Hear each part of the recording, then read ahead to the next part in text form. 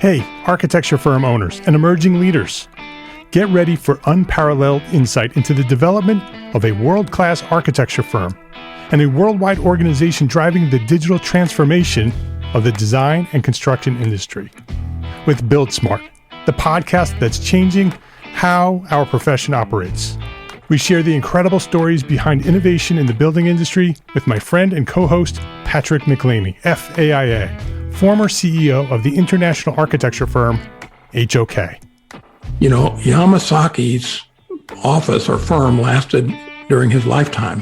And when he passed away, I think that was the end of the Yamasaki office.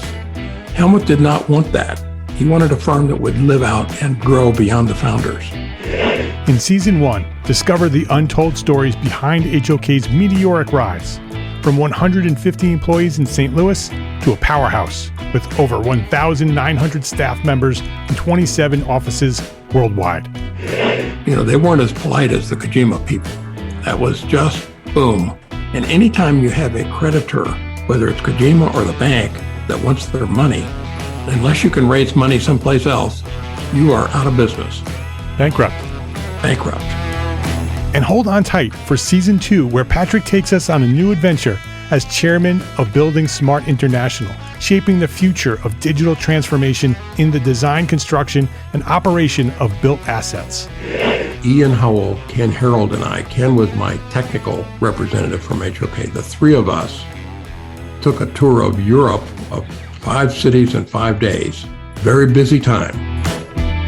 Simply follow the link in the show notes to subscribe to Build Smart now and uncover lessons that will transform you and your architecture firm.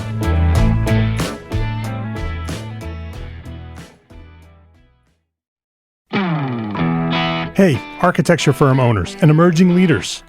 Get ready for unparalleled insight into the development of a world-class architecture firm and a worldwide organization driving the digital transformation of the design and construction industry. With Build Smart, the podcast that's changing how our profession operates. We share the incredible stories behind innovation in the building industry with my friend and co-host, Patrick McLeamy, FAIA, former CEO of the international architecture firm, HOK. You know, Yamasaki's office or firm lasted during his lifetime. And when he passed away, I think that was the end of the Yamasaki office. Helmut did not want that. He wanted a firm that would live out and grow beyond the founders.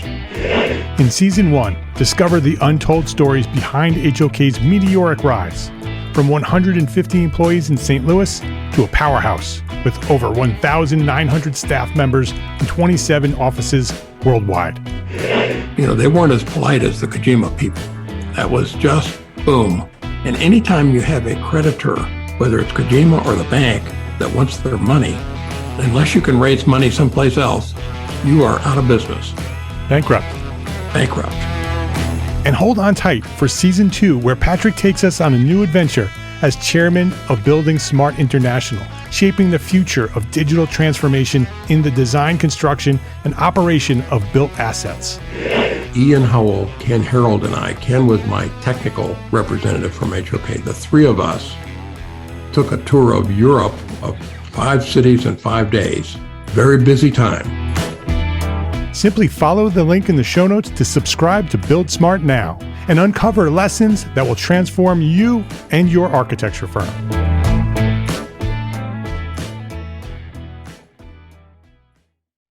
Entrepreneur Architect Podcast, Episode 32.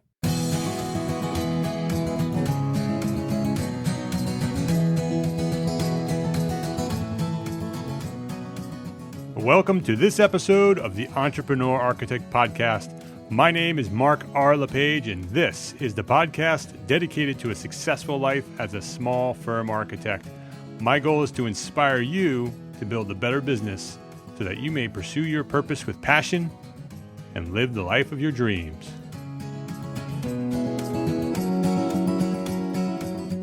This week on the Entrepreneur Architect Podcast, I am turning things over to you, the Entrepreneur Architect community.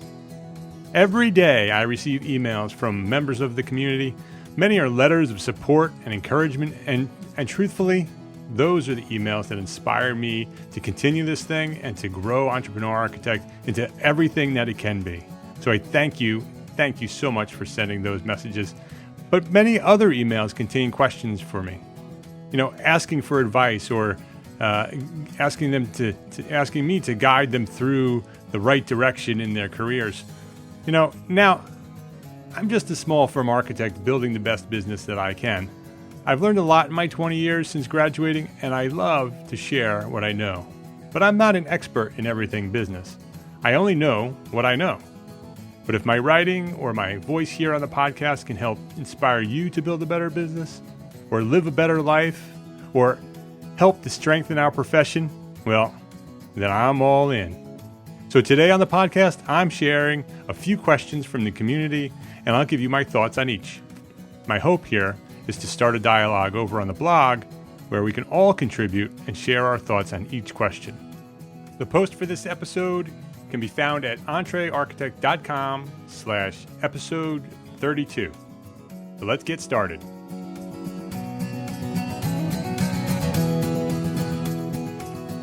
So the first question I have today is a question that was sent to me by my friend Katie.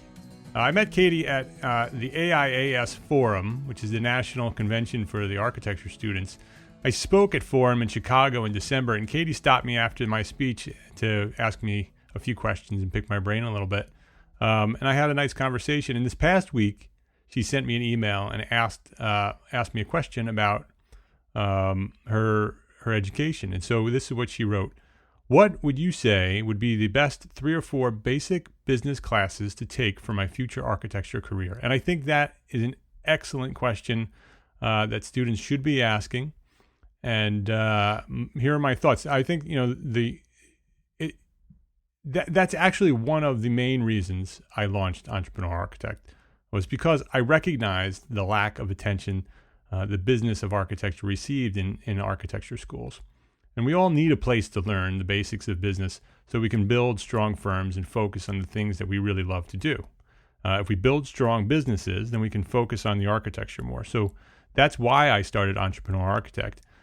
So what I would say to answer Katie's question, there's 3 that I have. The first one, without any doubt, is accounting. Accounting 101, a basic accounting course. You need to learn how money flows in and out of business. You need to understand the basic financial statements, the balance sheet, the profit and loss statement, and how to prepare and maintain an annual budget. Those are things that are critical to the success of any business.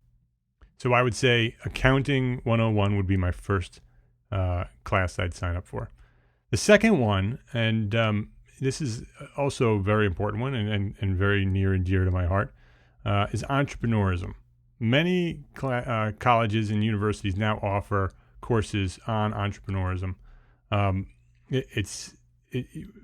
You need a course that can help you to understand how business plans are put together, how to develop a business plan, what should go in a business plan, and the importance of the basics of running a small business. The importance of branding and why branding is important for every architect, how sales work, and that sales are critical, that everybody is selling, even architects need to sell, and to understand the techniques and the way that sales work and the way the sales that don't work, because there's certainly a way to do sales that doesn't really work, and marketing is also a very important subject that needs to be taught and learned by architecture students. Whether you're going to start your own firm or not, these courses would help you be a better architect, would make you be a better employer to an architect. So the second one is an entrepreneur class. I actually took in 2005. I took a course at my community college called the Academy of Entrepreneurial Excellence. And that was a 15-week course that taught me everything I needed to know about business. It was a course on the fundamentals of business, and it was 15 weeks long, and every week it would be a new subject. And every week I would check to see how I was doing in my own firm. And it was a really good lesson. All the things that I was already doing were reinforced, and the things that I wasn't doing, like sales, I wasn't doing sales at all. You can go back to a previous episode about my sales system, and I could talk to you about how I learned to do sales. But those are things that course was something that shifted my entire business. It took it from sort of a stagnant, struggling firm to a thriving firm. And so the second one would be entrepreneurism. And my third one would be public speaking. And communications is also important, learning to write properly. But that's not one of my three. I would say that's certainly important. It's amazing what I read on the internet, written by all sorts of people, including architects, who just don't know how to write. It's shocking to me that people graduate from college and don't really understand the basics of grammar and spelling. But that's sort of a rant for another day. The public speaking is certainly something that is important for an architect. Every architecture student clearly understands that, going through the critique process, and understanding how to speak in front of an audience is so important. A good course on public speaking could take your entire career to a new level. It would help you present yourself in front of an employer when you're trying to get a job. It would help you present your work to your project managers when you become an intern. It'll help you as an architect to pitch your ideas to your clients. To know how to speak in front of an audience is so important. And I'm not talking about the type of course that's sort of thrown in as an elective where everybody's kind of hanging out, listening to each other talk for an hour and waste a course on just to get your credit. I'm talking about a public speaking course taught by a professor or a teacher who is passionate about public speaking, who will teach you the importance of public speaking and the techniques and the strategies and the body language and the things that separate amazing public speakers from common public speakers or horrible public speakers. As entrepreneur architect grows, that's something that I'm certainly going to focus on. I'm planning in the future, as entrepreneur architect grows, to get more training on public speaking, because I certainly, as you can tell, I'm just again a small firm architect trying to make a difference, and I'm not trained in public speaking, but it's something that I certainly want to improve. So I'm going to find a coach or a good course on public speaking and do that. So what I want to do is I want to make this thing the best it possibly can be, and we're far from that right now, but I'm working on it, and so that hopefully inspires you. So those are the three I would say for every architecture student out there. I think the three basic courses that really you should look at as a requirement are accounting, entrepreneurism, and public speaking. Those are my three. So that's the first question. My next question is from Sherry. And Sherry downloaded the course and the document templates for our hybrid proposal for architectural services. It's the agreement between owner and architect that we developed for my own firm, 5Cat Studio.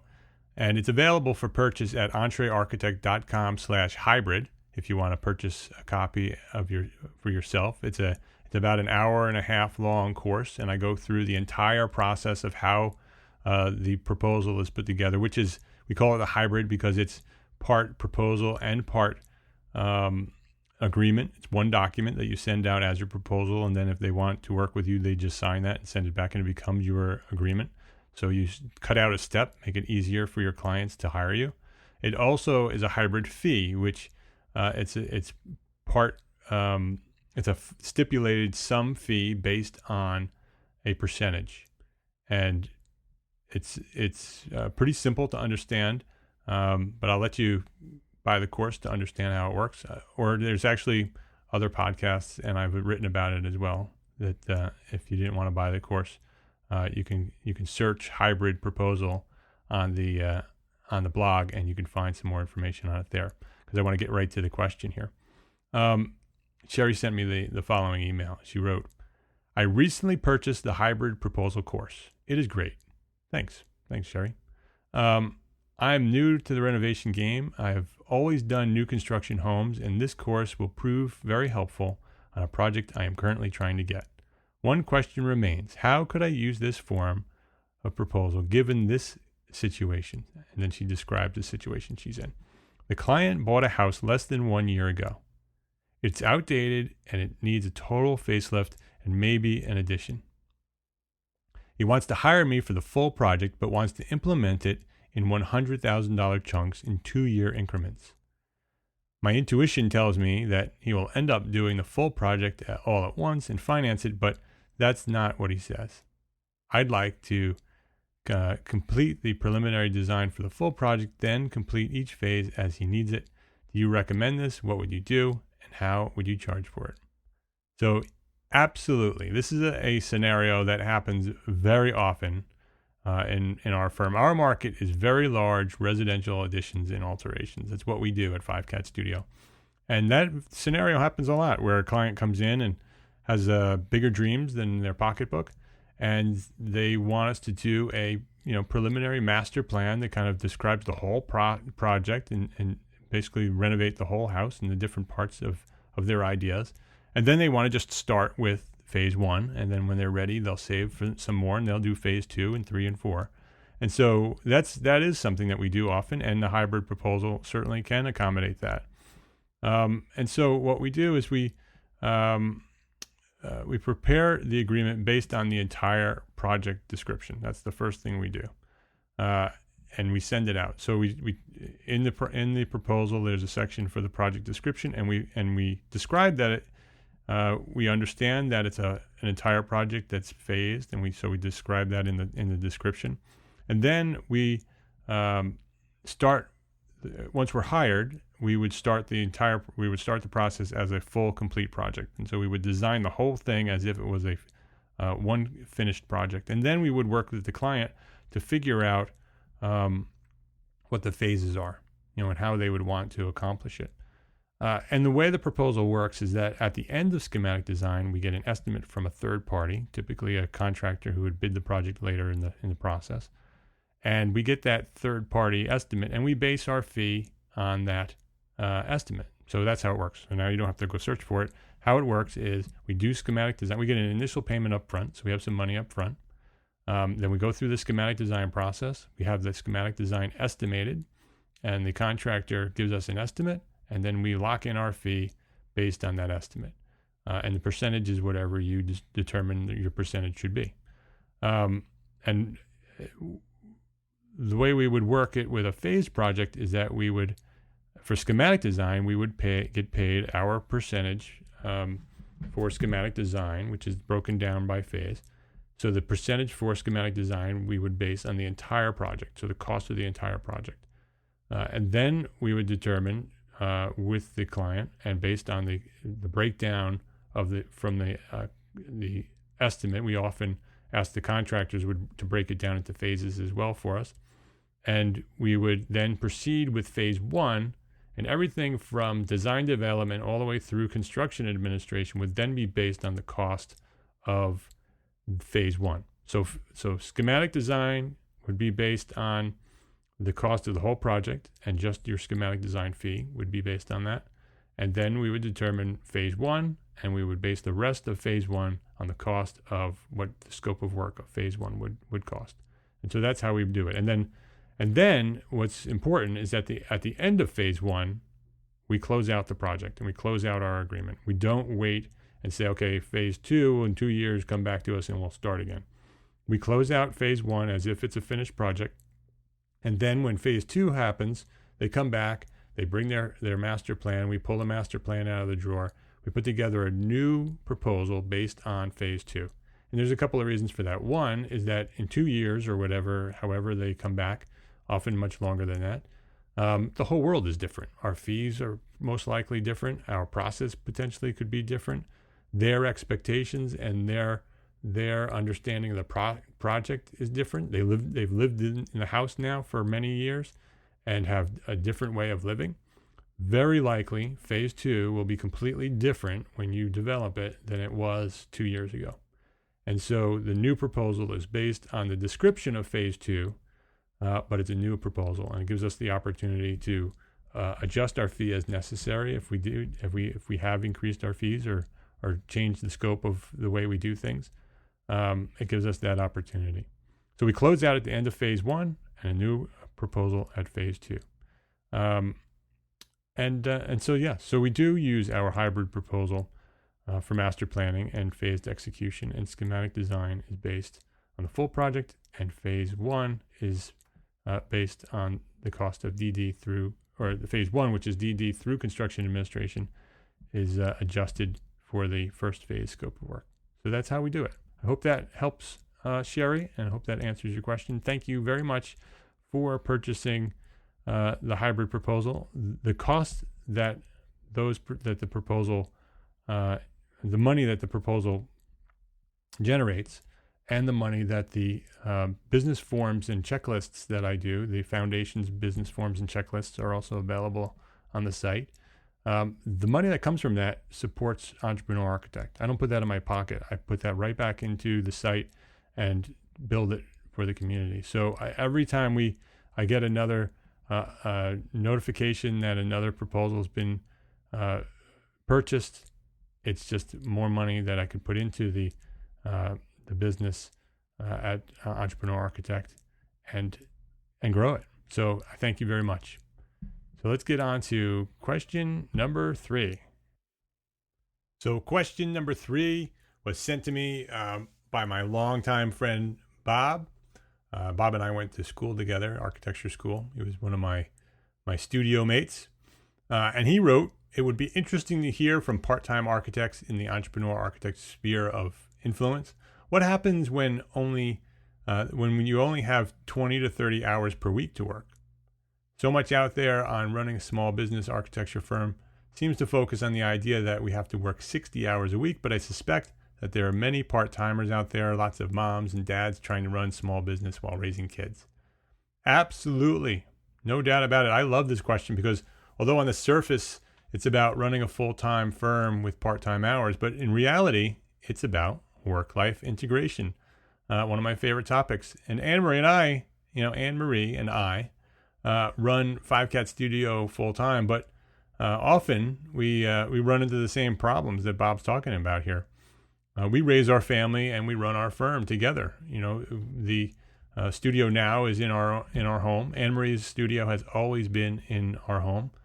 She has always split her responsibilities between the firm and the family. And I've always been available as necessary and needed. One of the reasons why we started 5Cat Studio in the first place was so we could have that flexibility to raise our family and do what we need to do and be at the plays and be at the swim meets and do the things that we want to do when we want to do it.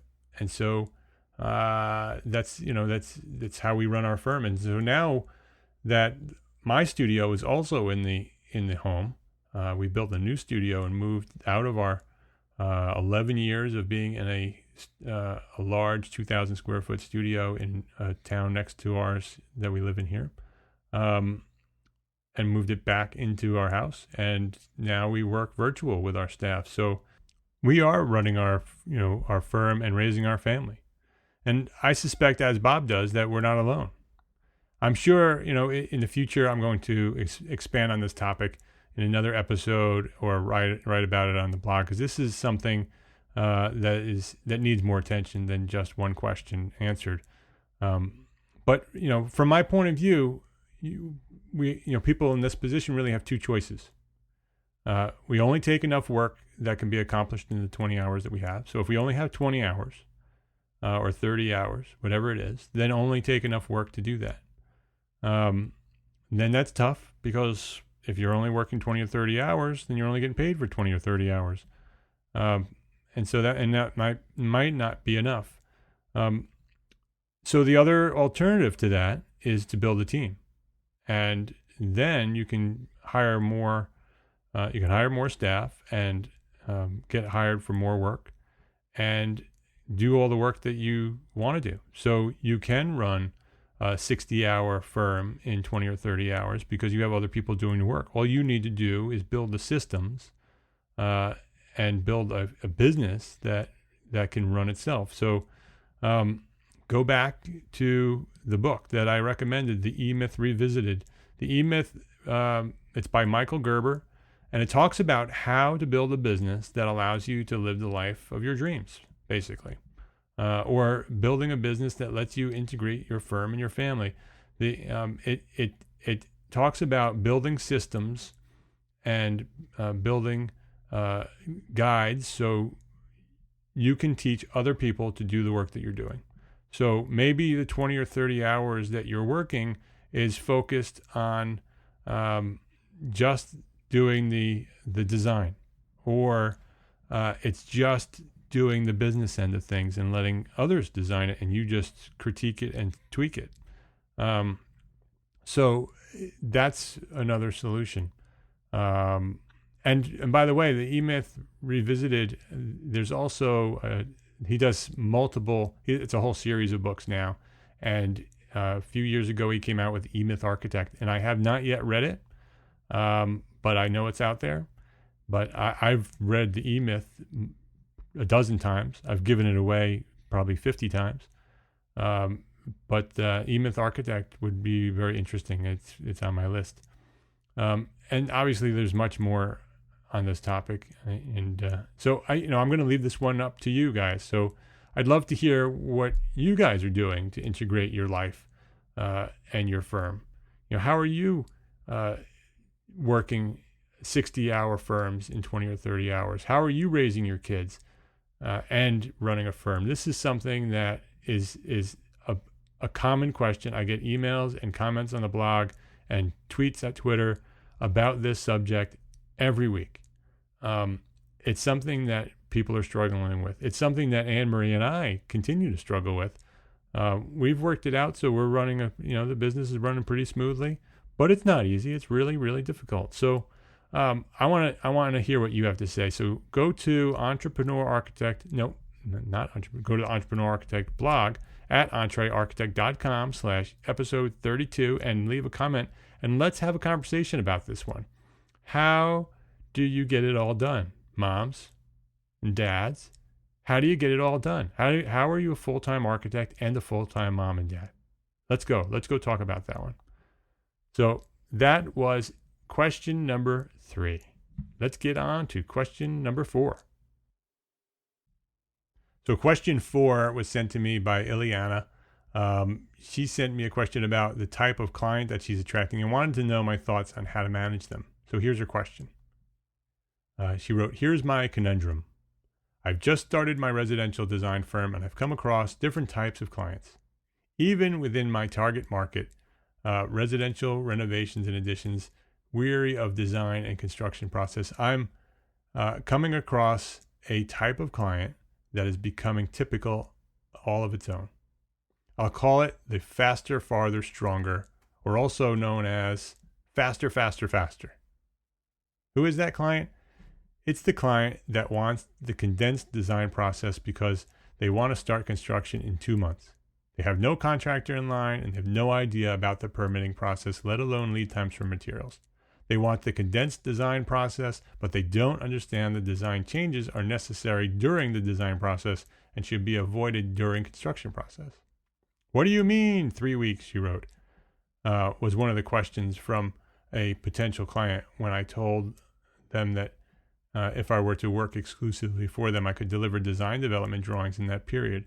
And then I was told I was too expensive. Have you heard that before? I was basically fired before I was even hired. How do you persuade this type of client? How do you transform their faster requirement into a solid contract that will leave everyone happy? Well,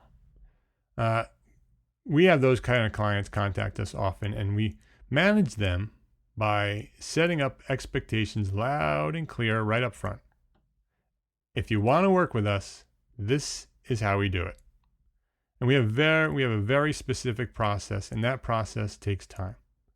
And the results they see on our website and they want for themselves. That's the reason they hired us, is because they did their search, and our marketing is out there, and they see the work that we do. So if they're calling 5Cat Studio and they want what we do, then this is the process that we do. And so I think truthfully, Ileana, I would say the first question you need to ask yourself is, do you really want this target market? Do you really want this to be your target market? These people who don't understand the process, they just want it fast. They don't really want our design services. They just want our stamp. That's not a market that we really want to take. And there are plenty of architects out there that serve that market. Lots of startups serve that market. We served that market when we first started. But I think eventually you need to grow out of that market. If you do want to work that market, then you need to develop systems that accommodate their very short deadlines and set expectations very, very clearly that the services that they'll receive are going to be very, very limited. Then the focus of continuously improving those systems until you become the firm that does faster. So you need to build a brand around serving that type of client and do it better than anybody else. So if you want that market, and there's a huge market there that's available, and you can become the brand that serves that market. And the key here is to not try to change that client.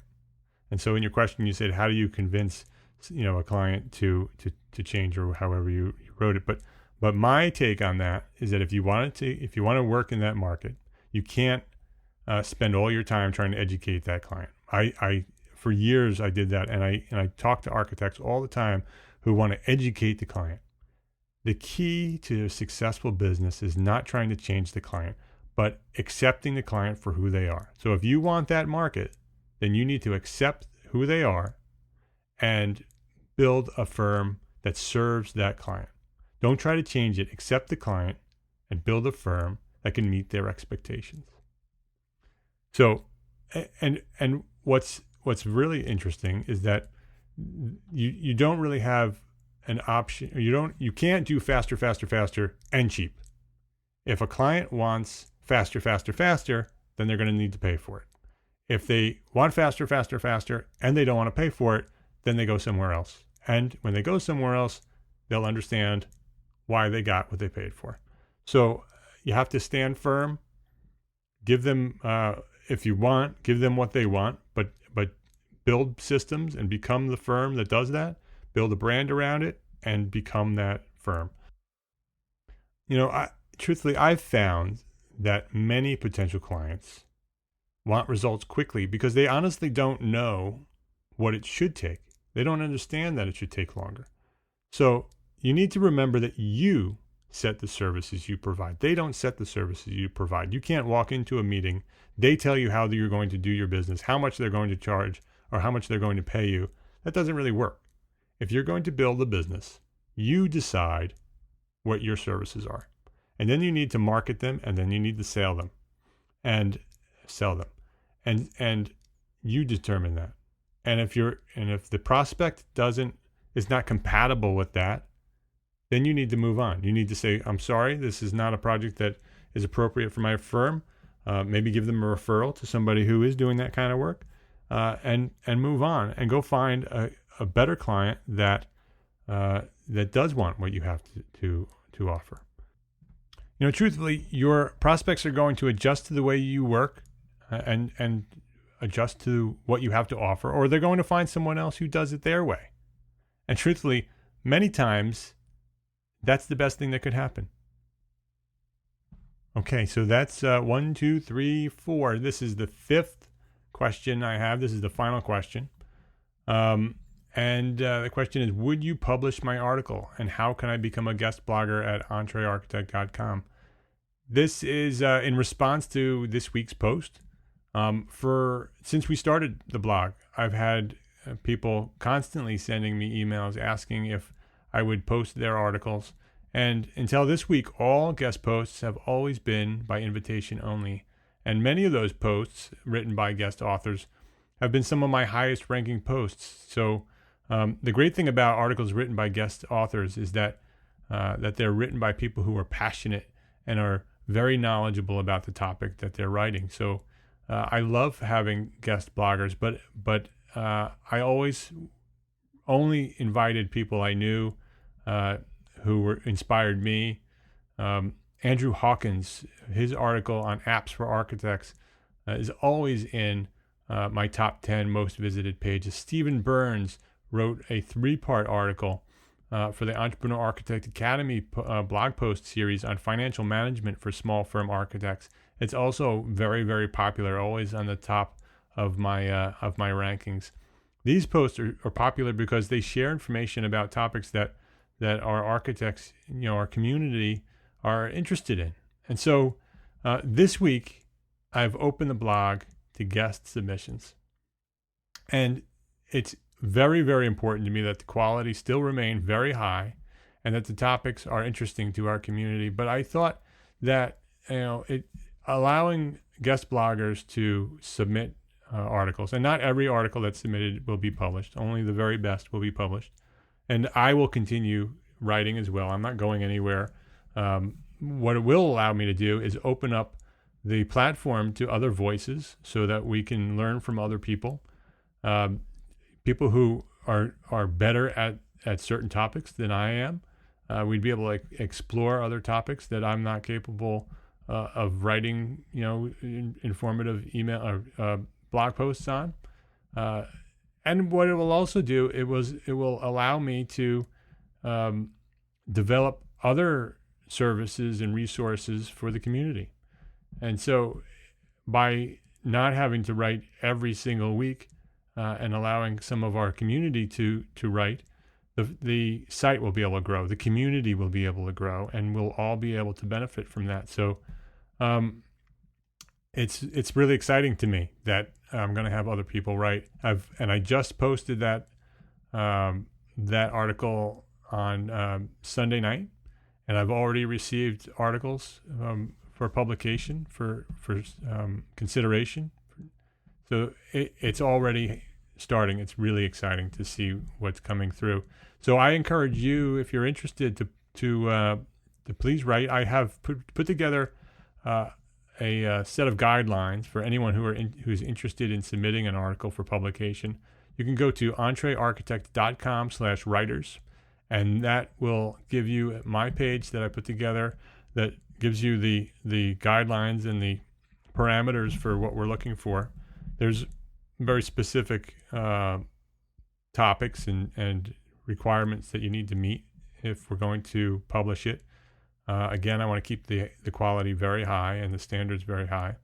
So entrearchitect.com/writers, you can check out the guidelines there and send me your best work. I'd love to share your knowledge with our community. So I invite you to do that. And if you did read that article when I first published it, and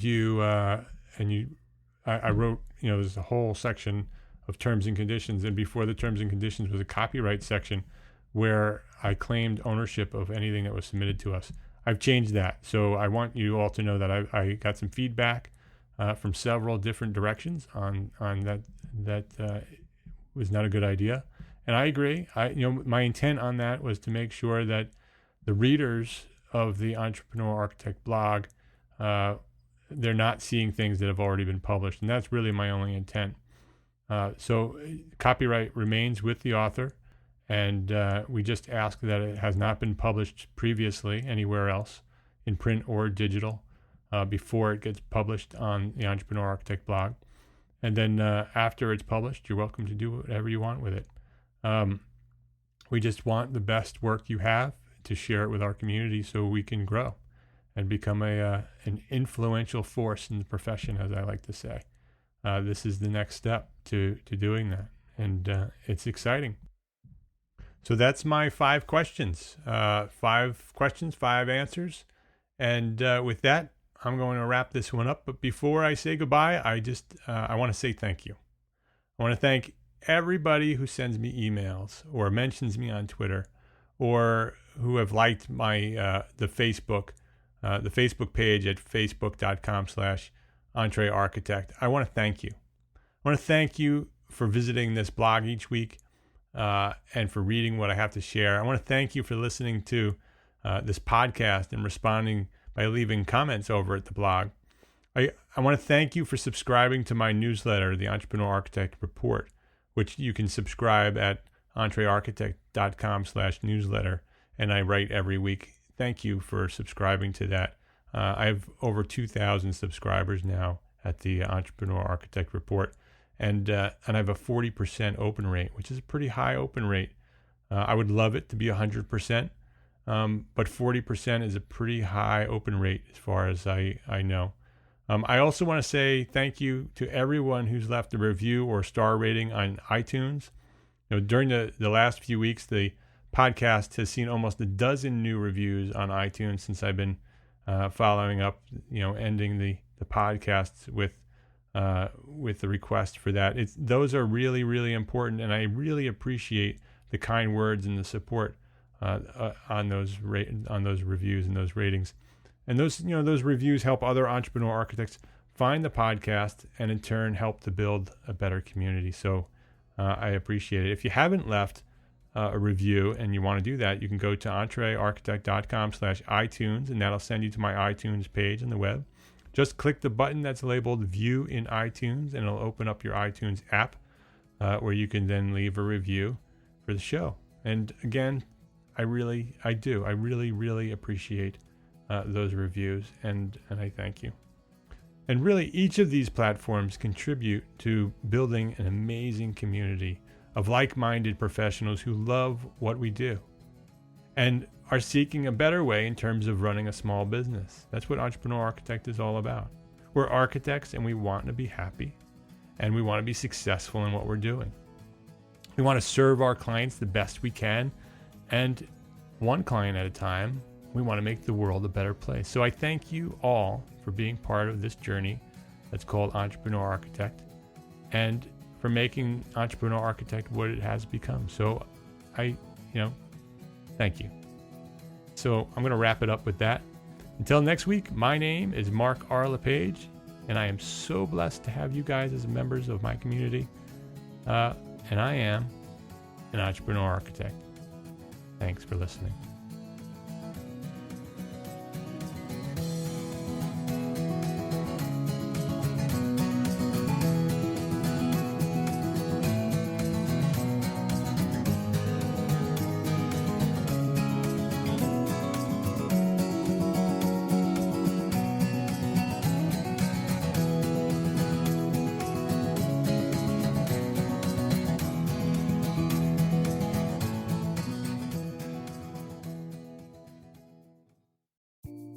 Imagine earning continuing education credits while doing exactly what you're doing right now.